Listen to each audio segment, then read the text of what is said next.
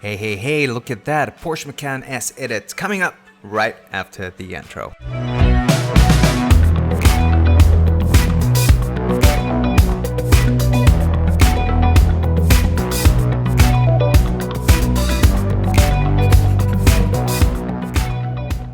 Hey, what's going on YouTube? My name is Mo, a car photographer from Bahrain. If you'd like to learn all about car photography and Photoshop, go ahead and subscribe now so you don't miss out on all the cool stuff that I create every week. So you'll have to excuse my sleepy face because I just woke up and had my coffee. It will take some time and some caffeine just spreads around my body. And so before I start, I'd like to start with you. What would you like to see moving onwards on this YouTube channel? Please leave me a comment in the comment section below. Alright, so let me show you what I look at when I do multiple exposure. What do I keep? What do I remove? And that varies from one car to another, right? Let's see it. Alright, so here's the base layer that I used for this shot. And you can tell that I have the CPL filter attached to remove reflection, right? Down here. Now it can't remove everything, and that's why we rotate the filter and try to remove everything, although you will be left with 90% of reflections that you can either remove in Photoshop or keep. Now what do I don't like about this photo? It flattened this side of the car. The wheels look dull down here, so these details here are gone. We don't have them. It's a black rim, so really nothing is there reflecting. So we need to bring that back. Also, if you notice this area, it's flat. The spoilers as well are flat. So if we switch on the other exposure, you will get this. Now this looks really good, right? Actually, it might look a little bit better. But what I don't like about this one is this part over here is overly exposed, a lot of reflection. It can be a little bit over, and we can control that with opacity. Notice how the details are showing up right here, right there. But also notice that we got rid of the reflection that was over here. Alright, so another thing that I look at is, cleaning up the photo. So we have a lot of things like this, and these lines, this spot over here, a newspaper over there. We need to get rid of those in order for the photo to, come very clean and pops out the car properly. So no distraction around the car. All right, let's start with blending in the two exposures. And I'm going to first align the layers just to make sure they're aligned. So I'm gonna select both and auto align layer and let Photoshop do the magic. Great. Now we're aligned. All right, let me rearrange. This is my base layer, and this is the layer above it. I'm going to create a copy out of this just to keep it as a reference. I'm going to apply a mask, and it's going to be a black mask. So I'm going to selectively bring in the details. All right, let's start with the wheels. So now I have a white brush with a flow. I always like to keep it at 34%, gradually just bringing in things, just in case, it's very forgiving if I go over the line. Even less sometimes is better.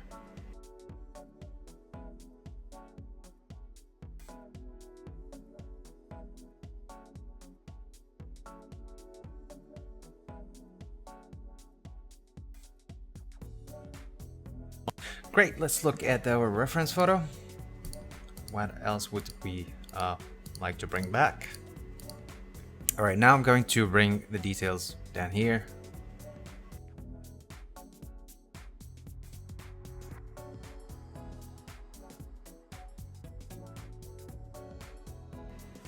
All right, notice that there's a reflection here.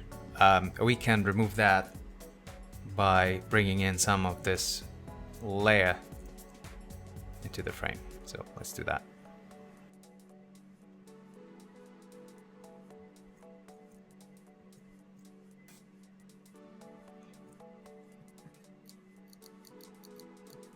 We can also bring in the details down from, the other end of the wheels, so it doesn't just become flat and boring.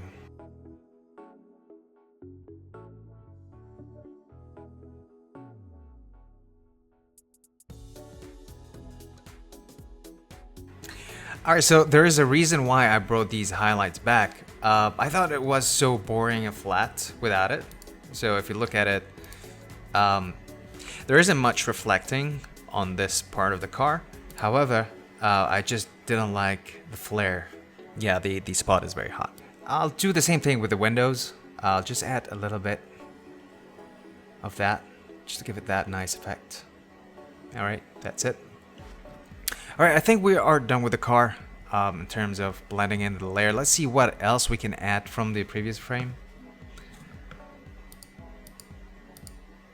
So I'm thinking it would be nice to bring back the highlights here, there, just a little, not too much.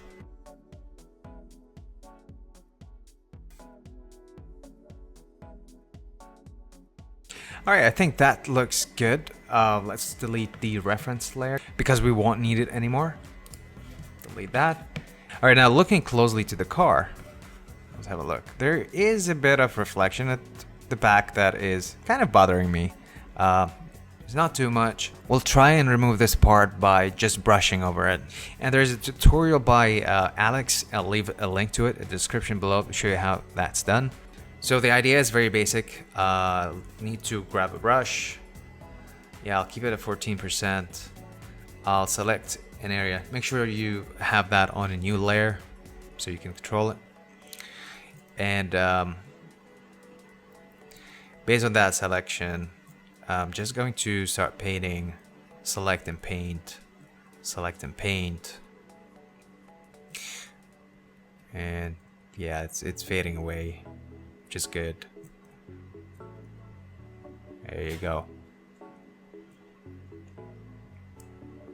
Now you can do the same over here, but it might ruin out the photo. Sometimes you need to keep the reflections in. If they are very hard, or if there are very harsh reflections, you might want to maybe try and removing them. But if you feel that the photo is becoming really boring and it looks like it's been touched up too much, and just keep it. That's the rule of thumb there. Alright, so what is happening right now? It looks very digital. There isn't much of noise on that layer that matches up with the car. And I kind of went over to the rear lights, but that can be fixed with either erasing it or applying a mask. But first, let's address this issue. In order for it to look real, we'll need to add up some noise. So I'm going to filter noise and add noise. And look at that. It has now started blending in better with the car. I'll stick with a 0.7 for now. That's something that you can give a try. And now if we go back, yeah, there you go. So let's apply a mask. It's not perfect. I think I could have done it better. Well, for the sake of this tutorial, I'm just gonna keep it the way it is. And I'm just going to remove this from the spillover on the headlights. Sometimes you might want to blend these in. All right, it's gone. All right, so here's another type of reflection over here and over there. Now you can follow and do the same brushing thing, but what I'm going to use right now is the healing brush tool. I'm going to have that on a new layer. I'm going to zoom in, right, like so. And I'm just going to brush away. There you go. Have a look at the before, after. You can perfect that with the pen tool, but I'm just gonna leave it over there. Alright, so now that we are done with the car, let's clean up the road.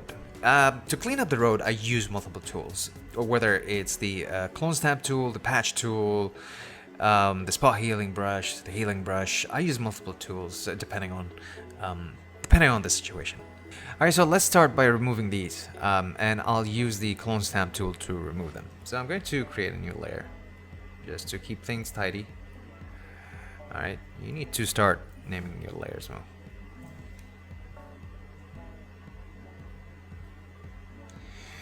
Alright, And I'll just going to select an area, and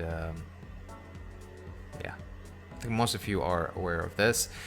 This is just to show you how it's done. So I select an area by clicking Alt, and then I brush away. Also notice that I'm doing it on a different layer, but I have the tool set on current and below where it samples from. So it samples from this layer and the layers below it.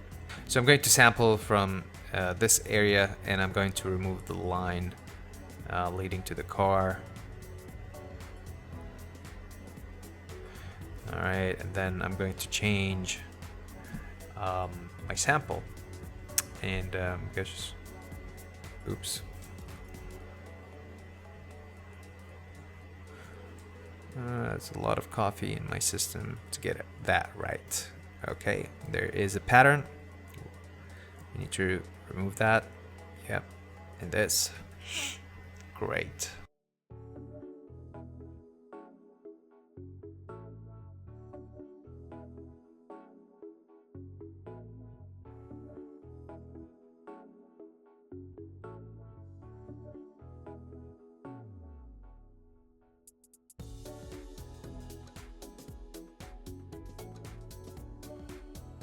Alright, so I'm not going to complete the cleaning process, but I guess by now you get the idea. If you have any questions about it though, please leave me a comment in the comment section below. I'd be so happy to answer any questions that you may have. Alright, so I'm very happy with the edit right now. What I'm going to do is merge all layers into a new layer, and I'm going to convert it to a smart filter, and then I'm going to use Camera Raw to add contrast and enhance the photo.